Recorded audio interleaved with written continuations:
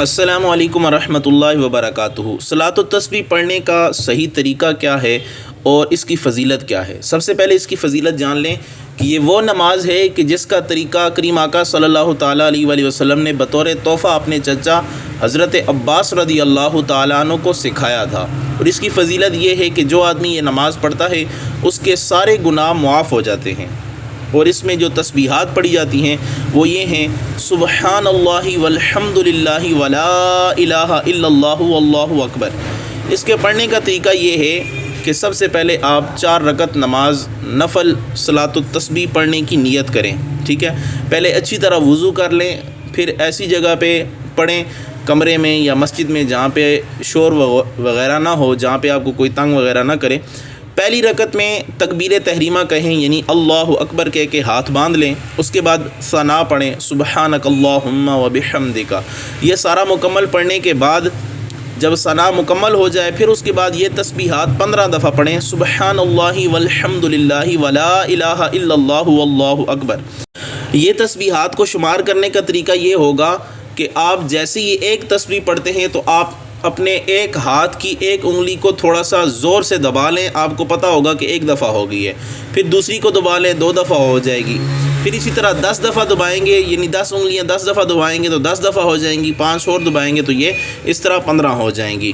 تو اسی طرح جب ثنا کے بعد یہ 15 دفعہ تسبیح آپ نے پڑھ لی، اس کے بعد سورہ فاتحہ پڑھنی ہے، الحمدللہ رب العالمین۔ یہ مکمل کرنے کے بعد کوئی بھی سورت پڑھ سکتے ہیں، یا پھر سورہ اخلاص جو ہے اس کو آپ 3 دفعہ پڑھیں۔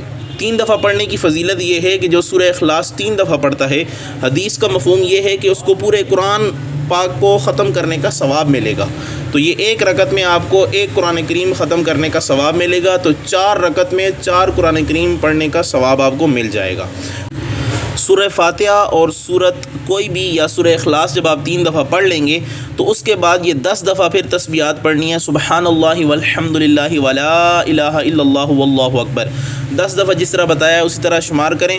پھر اس کے بعد رکوع کریں گے، پھر یہ تسبیحات 3 دفعہ پڑھیں گے: سبحان ربی العظیم۔ پھر یہ پڑھنے کے بعد 10 دفعہ پھر یہ تسبیحات پڑھیں گے: سبحان اللہ والحمد للہ ولا الہ الا اللہ واللہ اکبر۔ جب یہ 10 دفعہ پڑھیں گے پھر رکوع سے کھڑے ہونے کے بعد، یعنی جب قوما کریں گے: سمع اللہ لمن حمدہ ربنا ولک الحمد۔ اس کے بعد پھر یہ 10 دفعہ پڑھیں گے: سبحان اللہ والحمد للہ ولا الہ الا اللہ واللہ اکبر۔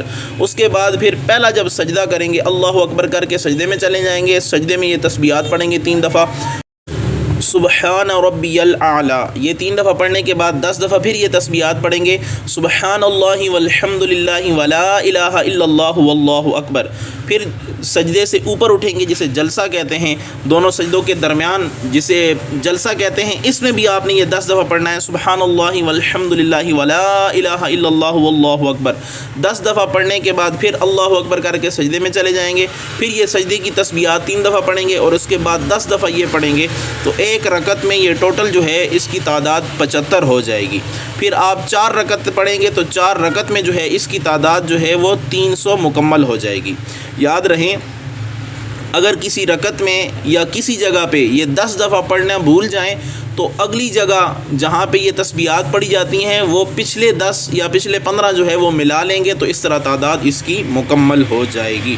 اور دوسری بات بھی یاد رکھیں، جب دوسری رکعت میں بیٹھنا ہے تو دوسری رکعت میں تشہد کو مکمل پڑھنا ہے، یعنی آپ نے دعائے معصورہ رب اجعلنی یہ والی ساری مکمل پڑھنی ہے، صرف سلام نہیں پھیرنا، پھر کھڑے ہو جانا ہے۔ اور تیسری رکعت میں جب شروع کرنا ہے تو یہاں سے شروع کرنا ہے: سبحانک اللہم، یہ یہاں سے شروع کرنا ہے۔ تو اس طرح جو ہے وہ آپ نے صلاۃ التسبیح پڑھنے کا آج طریقہ بھی سیکھ لیا۔